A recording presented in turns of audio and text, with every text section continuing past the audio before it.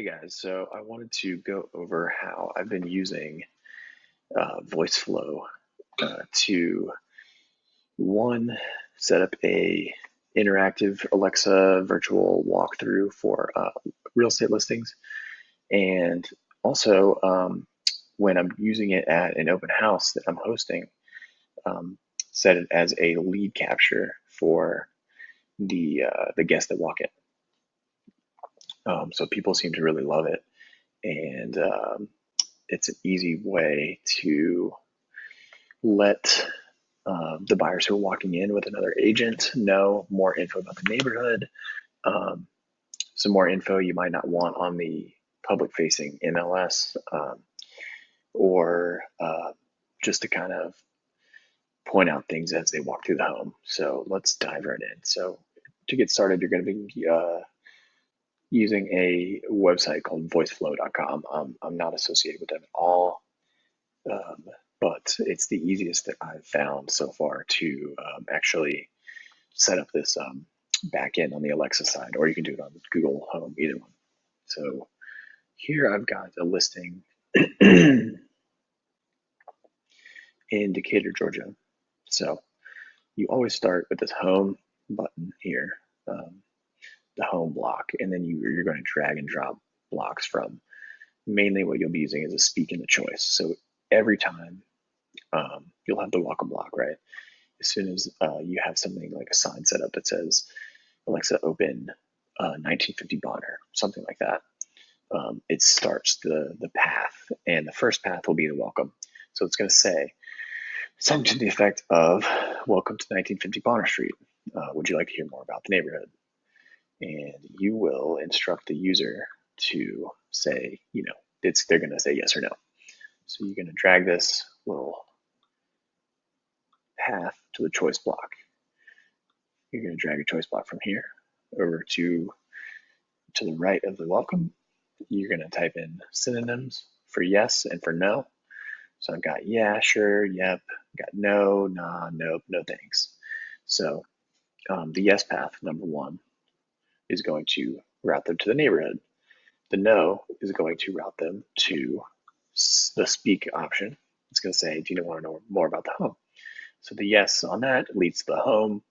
All paths lead to the end session. So let's follow the neighborhood path if they say yes on both. So you get to talk to them about what's cool about the neighborhood, etc. And then at the end, you can pose a question. Would you like to hear more about the home? Let's say that the user chooses yes. They've got another choice block. It's going to have yes, synonyms, and no synonyms. So then it takes them to the end of the speech blocks. It's going to have more info about the home itself.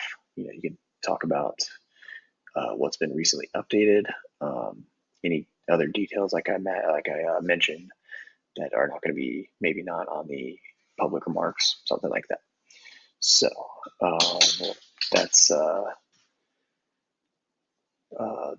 how just the kind of walkthrough side works. So let's go to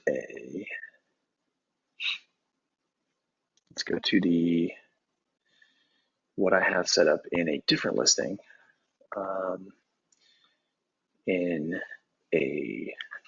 So that would be, I had one set up in the front of this home, and then in the back of this home in the master bedroom, I had a capture set up for the lead generation. So if this was for normal showings, I would leave it with the agents, just have the contact, the communication say something like, let your agent know if you have any questions, or have the agent reach out to Kyle. But for the open house, I would say directly, you can have, Kyle reach out to Kyle if you have any questions. And I have an email capture set up integrated with Gmail Sheets. So it's very primitive at the moment. I'm still figuring out the best way to do this, and I'm sure there are better integrations using whatever API. However, so let's run through this one. So imagine I've run through the initial, they've walked into the kitchen, they've seen the first Alexa setup, and then it directs them to walk through the rest of the home and tells them there's another Alexa in the back. So they walk back and they open this. It says, "What do you think so far? I'm sure you're ready to make an offer. I want to let you know all this new stuff." And then short pause, break time. That's a quick code you can use to have Alexa pause for a second. If you'd like a copy of the disclosures, inspection report, or more info on similar homes, you can tell me your contact info. Make sure you let them know that you're not gonna share this info with anyone other than yourself. And then it says, "What's the best email to reach you?" So you're gonna drag a advanced block, this integrations. You're gonna drag it over here into this. Rather, you're gonna have a capture. You're gonna drag the capture block, which is under. Is it under logic? Yes, it's under logic. So you're gonna drag just like this. Drag the capture block out there. And you're gonna drag the integration block and just smash it on there. So you can combine the blocks like that. All right, so the capture block, it's going to have the input type. A lot of these are for skills that Alexa users can download for themselves. So it's not really, there's not really something already like a pre-selected input type. So you're gonna go with custom, and then you're gonna give some examples. So I just put in something like Kyle Jackson at kellerwilliams.com, spelling it all out, and then a Gmail one, and then Hotmail, whatever it is, just custom input examples. So then you're going to scroll down, capture input 2, and you're going to make one of these. These are called the inputs. You're going to make one that says email, and I'd be happy to help you guys figure this out. They've got a lot of tutorials on here as well, and it's free. So you're going to capture input to email. You're going to create a variable. That's where it is. You're going to create one called email. Then in the integrations, you're going to select Gmail, Google Sheets, and you're going to select, I want to create data. And as a user, check your whatever spreadsheet you want. And then using Sheet, it's going to be spreadsheet users. And that's what I named my, the people who are, users would be the people who are, you're capturing the info from. And then Sheet, you can just make it Sheet 1 with values, check. And so if they fail this, like if they have something wrong, there's always, you should put a speech block for the fail that routes to, let's try that again. And then it just resets this. It's going to ask them again. So once they speak, Alexa's going to say, got it. Reach out to Kyle for anything else you need. Thanks for stopping by. And then it's going to be the exit block. It's going to be, it'll be over. So let me show you how it works in true fashion. So check it out. So I'm going to say on my Alexa device that you won't be able to see because it's off screen. Alexa, open Mortimer Part 2. So what do you think so far? Not sure if you can hear this, but she's running through all of this. So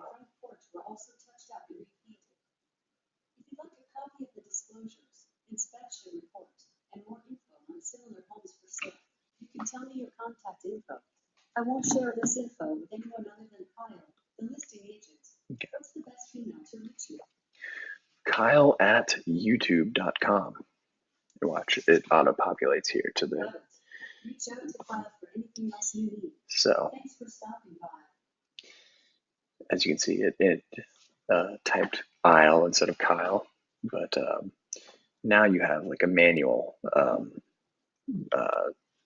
input. You'll have to individually reach out to these people. Like you're gonna have to replace the dots with periods. I'm sure there's maybe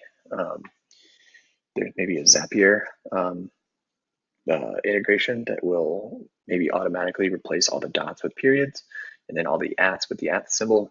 But for now, this is what I'm working with. So it's just gonna, for the people that feel like you are maybe bothering them and they don't want to talk to you, maybe they're maybe they're okay with just giving out your email, their email if it's not face to face, or it can be captured from the agents who show your house who want the disclosures.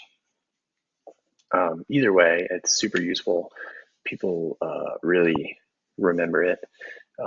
I've got some videos of it in action that I'll have to upload as well.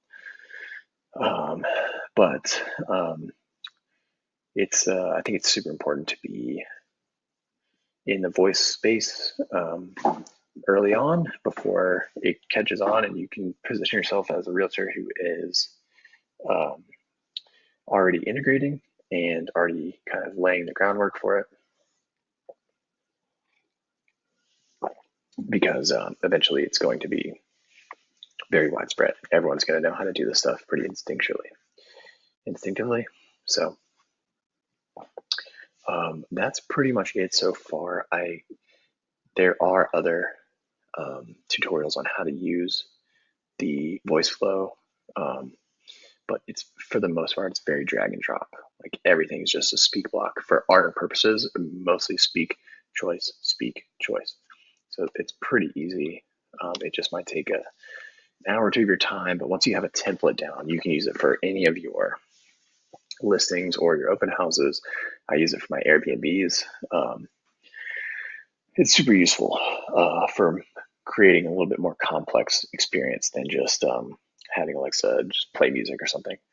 But yeah, people love it, and it's a very memorable way to set your listing apart from others in the neighborhood.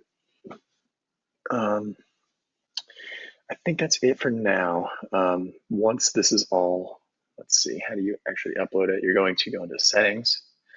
You're going to name the invocation. The invocation is what launches the skill. So you're going to say, this is just your project name, but the invocation name can be something like 123 Main Street Kitchen.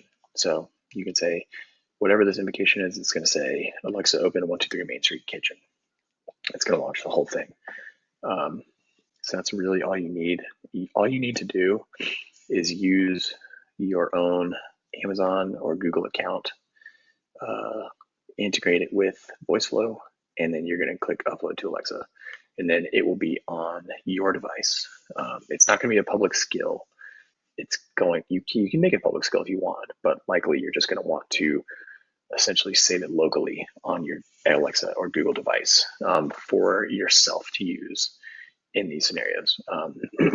Obviously, this is going to work best for homes that are already, have Wi-Fi in them. Maybe they are they're living in there currently, but a workaround for a vacant house would be just getting a mobile hotspot from your provider, your cell phone provider. It may be relatively expensive for that, but maybe you only have to keep it around for a month or so. I don't know what they charge for that, but and VoiceFlow is free. You can get an Alexa for like $25 now. It's so you could really just buy 3 of these. It's not that big an investment. It's more of a time investment, but once you set this up, you'll be able to use the templates and then just use it. The walkthrough, you just edit the text for the walkthroughs, any instructions, and the little neighborhood facts and stuff like that. So I hope you guys found some use with this, and I will continue to expand upon it and make some more videos in the future. So thank you.